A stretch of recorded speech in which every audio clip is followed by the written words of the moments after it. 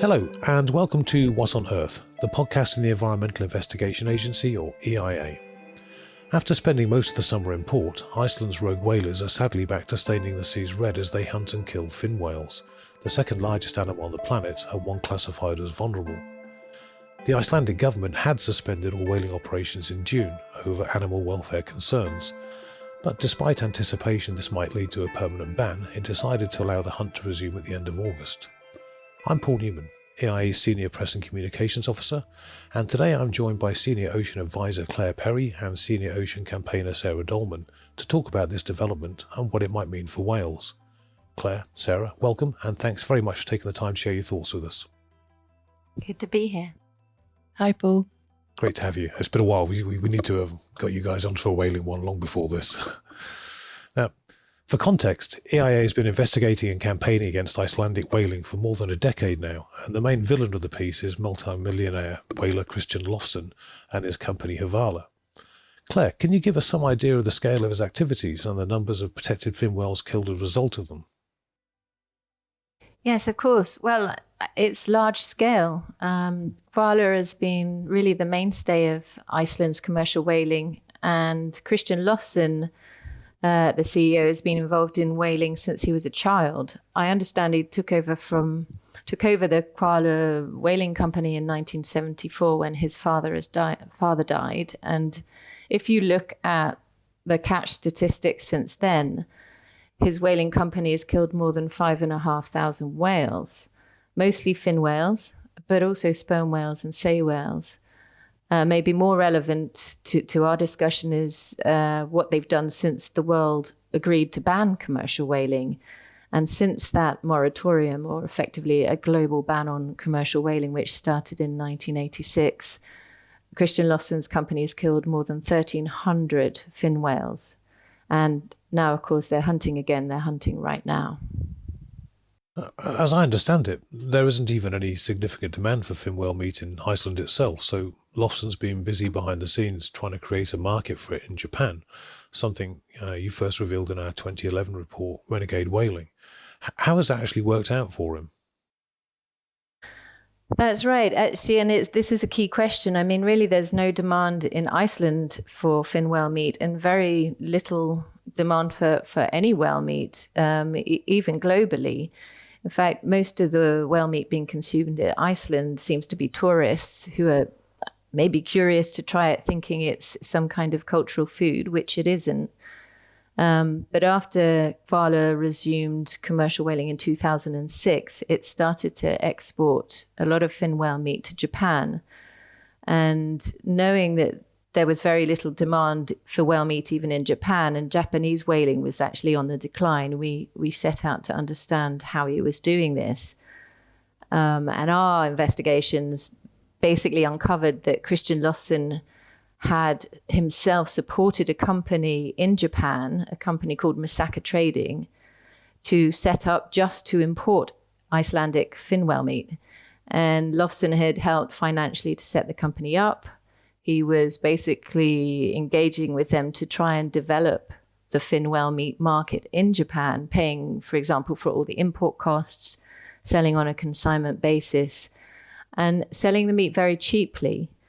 And as we moved around Japan talking to traders, we heard over and over again that the quality of the whale meat was not great, but it was cheap.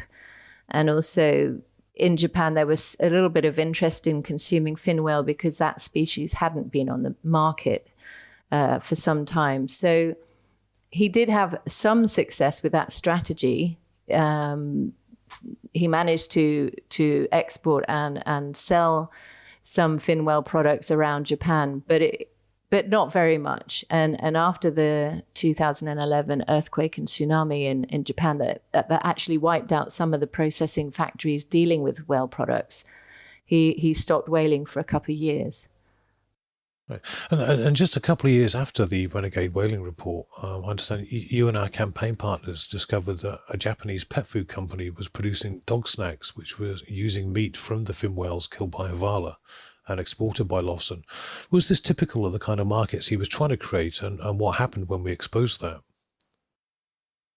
Yeah. In 2013, we discovered this pet food company was selling Finwell pet treats, sourced from Iceland. I don't know if there was a specific targeting by Christian Lawson of this market. Likely, it was more to do with the fact that the whale meat was being sold so cheaply. But of course, most people found it really quite shocking that a company would kill what was then listed as an endangered species in Iceland, ship it halfway around the world in order for it to end up as a dog treat for a sort of pampered pet in Japan. And as it turned out, the company involved, who were called Michinoku Farm, and they're a pet food company specializing in exotic pet foods, but they actually agreed with us and they pulled the product from their website a matter of hours after we exposed the sale, because they understood that it was actually very upsetting for a lot of people that were buying from them. Absolutely. Now, last year, Lofson's operations chalked up a death toll of 148 fin whales, but his boats had stayed in harbour for the 3 seasons before that. What were the reasons for that? It seems to be a combination of things, but primarily, I mean, I keep going on about this, but it's the lack of any real demand for whale meat and blubber in Japan, and maybe some competition from Japan's own whaling. At that point in 2019, Japan had left the IWC and resumed commercial whaling. Probably coronavirus restrictions complicated things, but I really think the lack of market, a real market, was the main reason. And to be clear, I don't think that has changed. The only reason he started whaling now is to try and convince the Icelandic government that there is an economic case for whaling, because early last year the fisheries minister in Iceland indicated that, you know, she didn't see that there was there was little, you know, any economic advantage to whaling, and had indicated that she thought whaling should end. And so, of course, Christian Lawson then got the harpoons out and went out whaling last summer, killing 148 fin whales. It was rather predictable, because he's just trying to prove the economic case. Yeah, it seems to me, certainly working with you, covering the various investigations you've done over the years, that there's what's the right word, an air of belligerence to what he's doing, like it's almost a personal thing with him, as if he's going to keep doing it on principle. Do you think that's the case? Yes, absolutely. He's very determined to prove that whaling is something that should be allowed and can be profitable. Actually, you know, he's been involved for so many years. He's never understood or been able to agree with the ban on commercial whaling, whereas most whalers, companies, countries all stopped whaling when the ban came into place, but Iceland didn't, and it has been driven by this one man, really. And actually, you can see it on paper how insane it is that I think it was last month, the government published a review. They did a review of the economic impact of whaling in Iceland, and it showed that what the fisheries minister had said was absolutely correct. In fact, the whaling part of the Clare whaling company has operated at a loss for 7 years in a row, in losing more than 20 million euros. So, you know, despite this, I mean, he is basically bankrolling the operation he's a multimillionaire with his other companies and his own money. So it's not profitable, and it hasn't been for years. And he's That's obviously right. taking funds from elsewhere within his kind of business interests to underwrite that, I guess. That's right. And I don't think commercial whaling could ever be, you know, economically profitable unless you did it at an entirely unsustainable level and just killed all the whales who were out there. That would be the only way to make it profitable. Yeah, well, that's unconscionable, obviously. Obviously. Yeah. Most recently, he's even taken to making some fairly outlandish claims in the Icelandic media that his whaling is actually helping the country to meet its climate goals. Obviously, it hits me as utterly preposterous, but what can you tell us about that? Yes, he's made some fairly ridiculous statements that killing whales will reduce climate change. Essentially, as it would stop whales from breathing carbon dioxide into the atmosphere. He's actually even suggested they could sell carbon credits. And of course, it's utterly ridiculous. In fact, it's quite the reverse. Whales are actually known as one of nature's solutions to climate change. They're keystone species in the marine environment. They're very important ecosystem engineers. Their feces provide nutrients like iron, nitrogen, and the movement of whales in the ocean up and down into the deep and up to the surface, which is known as the whale pump, that brings these nutrients to the ocean surface, which basically helps the growth of phytoplankton. So they actually play a pivotal role in sequestering carbon from the atmosphere. And our goal should be to rebuild whale populations that are still at very low levels compared to before commercial whaling began. Yeah, I would imagine as well his kind of somewhat bogus mathematics about carbon doesn't take into account the actual carbon budget that he must expend in pursuing whales in the first place and then shipping their meat halfway around the world. That's right. I mean, operating the whaling boats, freezing the whale meat. Whale meat needs to be kept at very low temperatures. There's all sorts of carbon and greenhouse gas emissions associated with the refrigeration side of it. And obviously shipping this huge, millions of tons of whale meat across the ocean is going to contribute to some significant emissions. Well, thank you for that. Sarah, if I can bring you in here. Shortly before the 2023 whaling season was due to get underway in June, there was a report by the Icelandic Food and Veterinary Authority which revealed the suffering experienced by harpoon whales. What were its key findings? That's right, Paul. In August last year, the Fisheries Minister issued a regulation for the Veterinary Authority to undertake these checks to ensure that whaling is compliant with animal welfare legislation in Iceland. And then in June this year, a veterinary report was released that revealed non-compliance with that legislation, and that resulted in the temporary halt to the hunting of fin whales.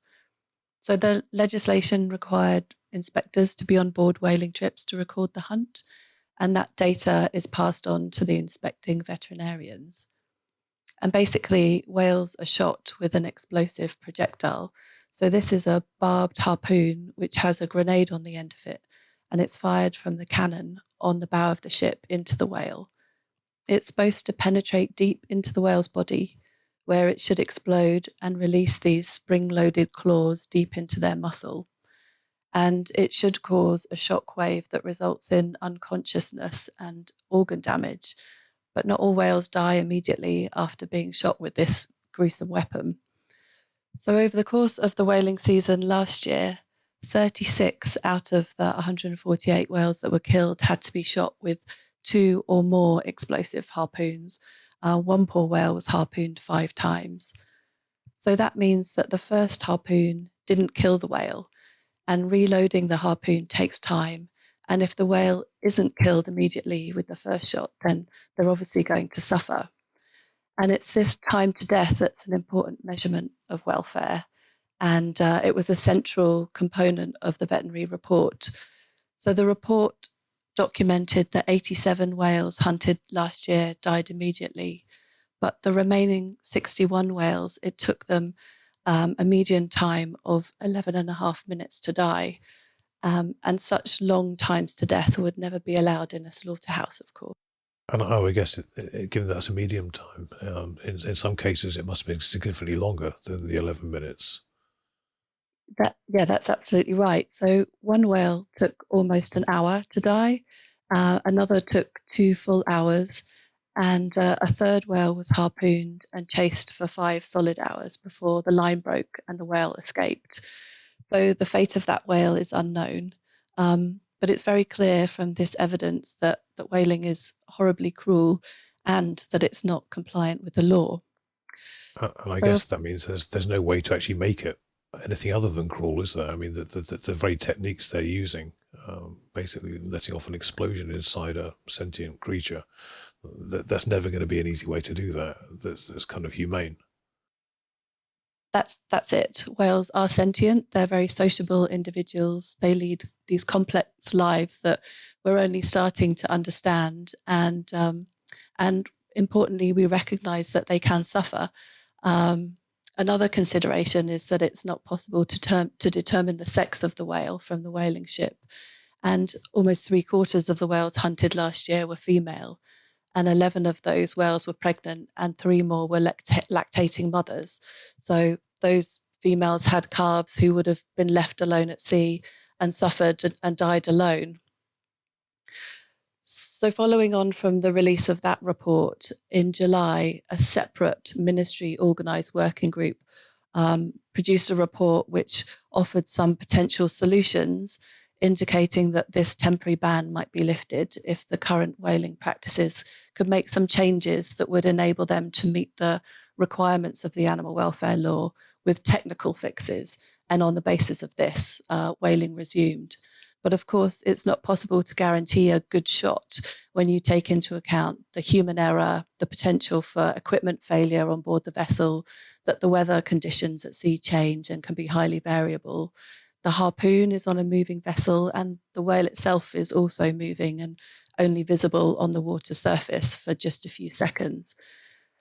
And the potential for error must be huge in that case, then. yeah, that's right. And the resumed whaling activities that have happened over the last week or two have clearly demonstrated that. So the whaling ships went back out to sea. They've killed at least 11 more fin whales in that time.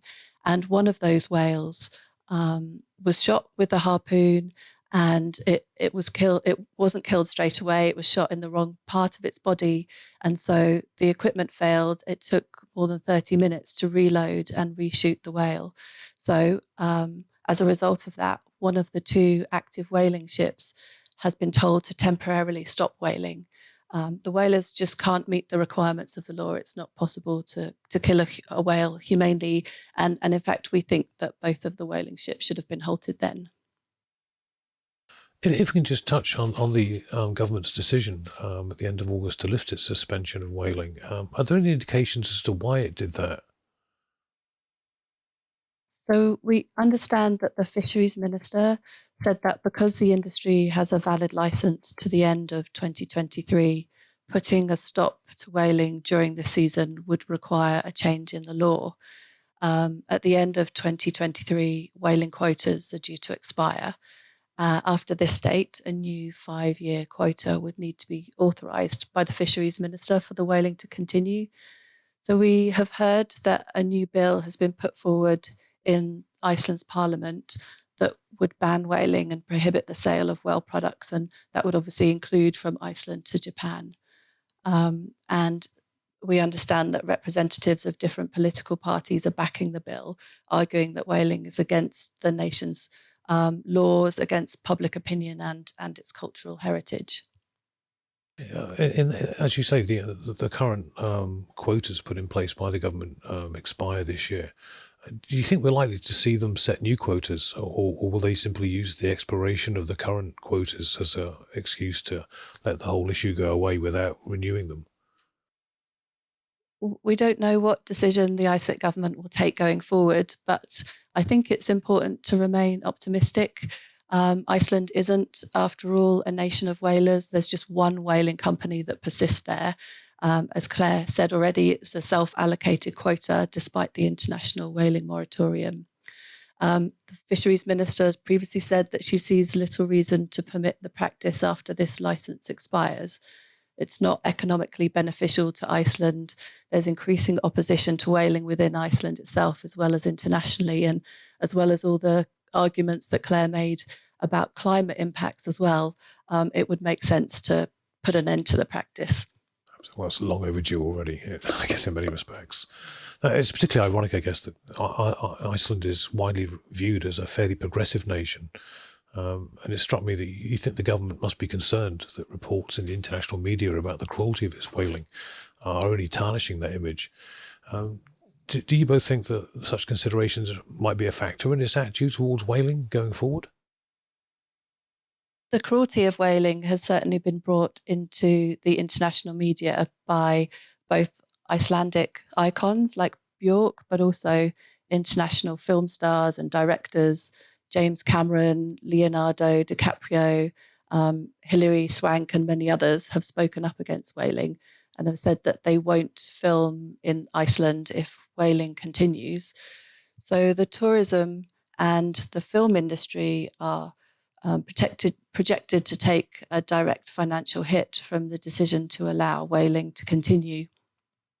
And meanwhile, the whaling company operates at a loss each year. So losing the vital international tourism for the sake of continuing one obsolete whaling company does seem like a very big loss for Iceland, one that needs considering. So I think tourism and other sorts of investment, including film, are a reason why a return to whaling is a huge mistake.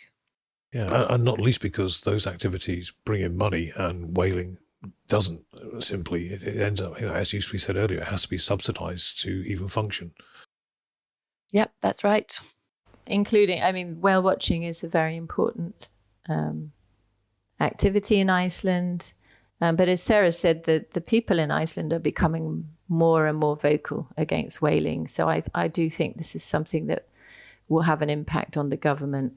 And in fact, a new bill has just been put forward in Iceland's parliament that would ban whaling for good and prohibit the export of or sale of whale products. And I understand there's people from 4 of Iceland's political parties backing the bill. And they are basically saying whaling is against the nation's laws, against public opinion and cultural heritage. So this is really good news. Excellent stuff. Actually, one final point. Given the state of play with Iceland, and obviously it's a bit unknown as to where it's going to go in future, but we can keep our fingers crossed that they're going to choose the right path. What's the current state of international whaling elsewhere in the world? Which countries are still killing whales, and what do you think we can do to address that? Well, the other main countries are Japan and Norway. Japan has been catching around 300 whales each year, minke whales, Bryde's whales and sei whales, since it officially resumed commercial whaling in 2019. Prior to that, it was whaling under the banner of scientific whaling, but essentially nothing has really changed, and this whaling is still subsidized by the Japanese government. Norway is hunting minke whales. Last year, I think they caught around 580 minke whales. And so, in fact, Norway, in terms of numbers, is the largest whaling country. Although minke whales are obviously much, much smaller than the fin whales that Iceland is hunting. So the main culprits, Japan, Norway, and Iceland, these are 3 of the richest countries in the world in terms of GDP, per capita GDP. And given there's an international ban on commercial whaling under the International Whaling Commission, it's disgraceful and absolutely indefensible for these countries to be continuing with such a inherently cruel and unsustainable practice. Is there any particular pressure that organisations like ourselves can bring to bear to change those policies in those countries? Obviously we attend the meetings of the International Whaling Commission every other year, and we work with governments that are opposed to commercial whaling to try and build the pressure there. I think it's important that people let their governments know that this is a very important issue to them, and that speak to their governments and ask them what they're doing, because obviously all European Union countries, the UK, all the South American countries, the US, they're all opposed to commercial whaling. There's only a few countries really that are still supporting it, but it has slipped off the international environmental agenda to some extent. And I think we need to keep up that advocacy there. We're also looking at continuing to impact on the demand for whale meat. One of the reasons there's so little demand in Japan is we have successfully persuaded lots of supermarkets and retailers, online retailers like Amazon Japan and Rakuten, to stop selling whale meat. We presented them with the facts, the science, and and how Japan and others are basically whaling outside international law, and they've taken decisions to stop selling whale meat in Japan. And this is very important that we continue this. So hopefully we'll be doing more of that in the very near future. Excellent. Well, very best of luck with all that work. Look forward to doing what we can in the communications team to helping spread the word on that. Claire and Sarah, thank you so much for joining us today. It's been great chatting with you. It's a pleasure. Thanks, Paul. We hope to have you back for an update on how we go down the line. If you've enjoyed listening to this podcast, please watch this space for future episodes, and do check out our website at eia-international.org to find out more about our work. Thank you very much for joining us, and wherever you are, stay safe out there.